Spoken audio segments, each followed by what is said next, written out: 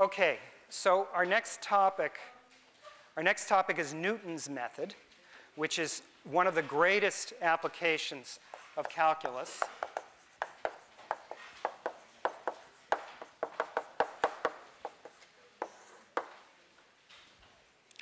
And I'm going to describe it here for you, and we'll illustrate it on an example,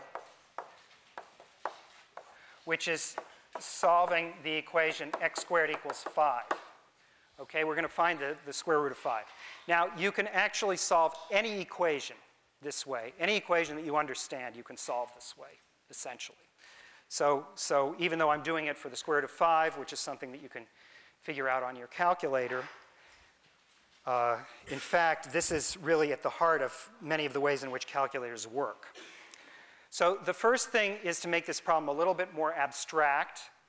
We're going to set f of x equal to x squared minus 5. Okay? And then we're going to solve f of x equals 0. So this is the sort of standard form for solving such a... So you take some either complicated or simple function of x. Linear functions are boring. Quadratic functions are already interesting.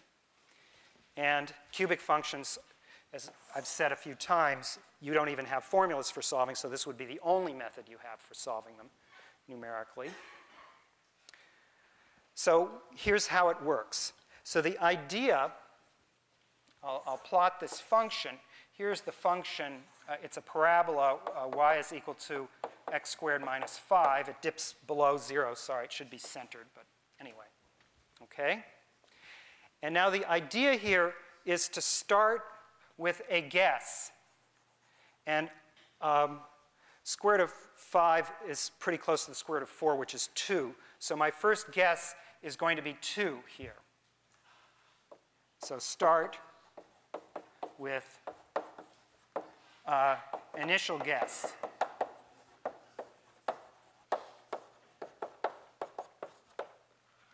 All right? So that's our first guess. And now, what we're going to do is we're going to pretend that the function is linear. That's all we're going to do. And then, if the function were linear, we're going to try to find where the 0 is. So if the function is linear, what we'll use is we'll plot the point where 2 is on the, that is the point x, 2 f of 2. And then we're going to draw the tangent line here.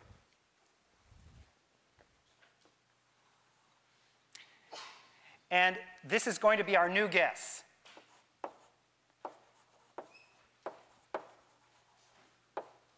X equals x, which we'll call x1. All right? So the idea here is that this point may be somewhat far from where it crosses, but this point will be a little closer. And now we're going to do this over and over again and see how fast it gets to the place we're aiming for. All right? So we have to work out what the formulas are, and that's the strategy.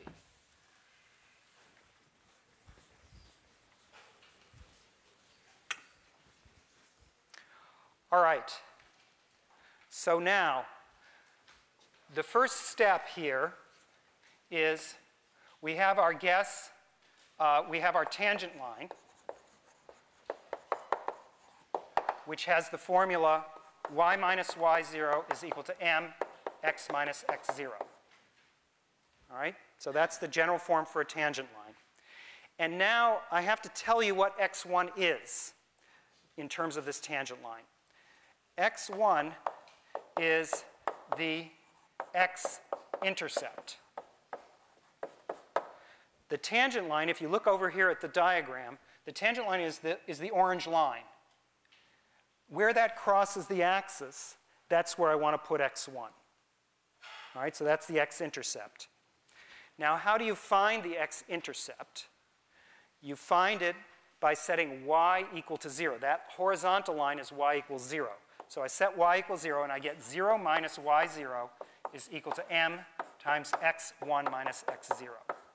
So I changed two things in this equation. I plugged in 0 here for y, and I said that the place where that happens is going to be where x is x1.